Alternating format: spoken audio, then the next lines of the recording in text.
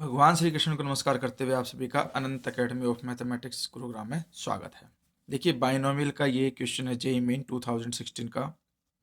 इसमें क्या है कि if the number of terms in the expansion of 1 minus 2 by x plus 4 upon x² whole power n is 28, then the sum of the coefficients of all the term in this expansion is. हमें find out करना है सम of coefficients.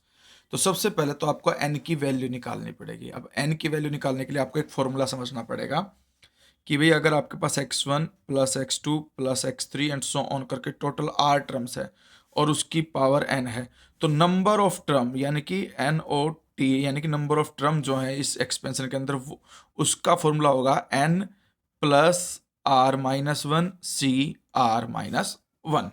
अब r क्या है? Number of terms in the expansion.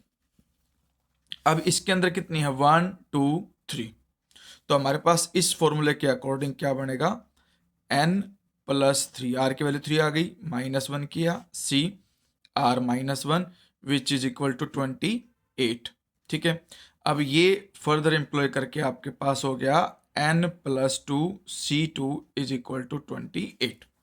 अब हम इसको आगे करते हैं। n प्लस 2 c2 का मतलब है n प्लस 2 एक टर्म, फिर एक सब्ट्रैक्ट करेंगे उसमें से।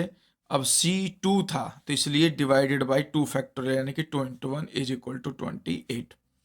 आगे हम इसको और सिंप्लीफाई करते हैं। n प्लस 2 इंटू n plus 1 is equal to, देखिए 2 है, ये 2 28 से मल्टीप्लाई होगा तो आएगा आपके पास 56। 56 के कंजिक्यूटिव फैक्टर बनेंगे 8 इंटू 7, क्योंकि ये कंजिक्यूटिव टर्म्स हैं n प्लस 2 इंटू n प्लस 1। तो n की वैल्यू क्या हो जाएगी? 6, क्योंकि 6 प्लस 2 8 होता है और 6 प्लस 1 7 होता है। तो इसका मतलब आपके पास n की वैल्यू 6 आ गई। तो ये तो एक पैटर्न था जिससे हम n की वैल्यू निकाल सकते थे। अब आपके पास निकालना है सम ऑफ ऑल कोफिशिएंट्स। कोफिशिएंट्स का मतलब जैसे मान लो 1 अपॉन एक्स है तो उसके साथ में मल्टीप्लाई में क्या है, 1 अपॉन एक्स स्क्वायर है तो उसके साथ मल्टीप्लाई में क्या है। तो एक प्रकार से आप क्या करो, जो ये एक्सपेंशन है इसमें x को नेगलेक्ट कर दो, यानी कि x को 1 रख दो आप। तो आपके पास कंडीशन क्या बनेगी? 1 minus 2 plus 4 whole power n, और n की भी वैल्यू क्या है? 6 हम निकाल चुके।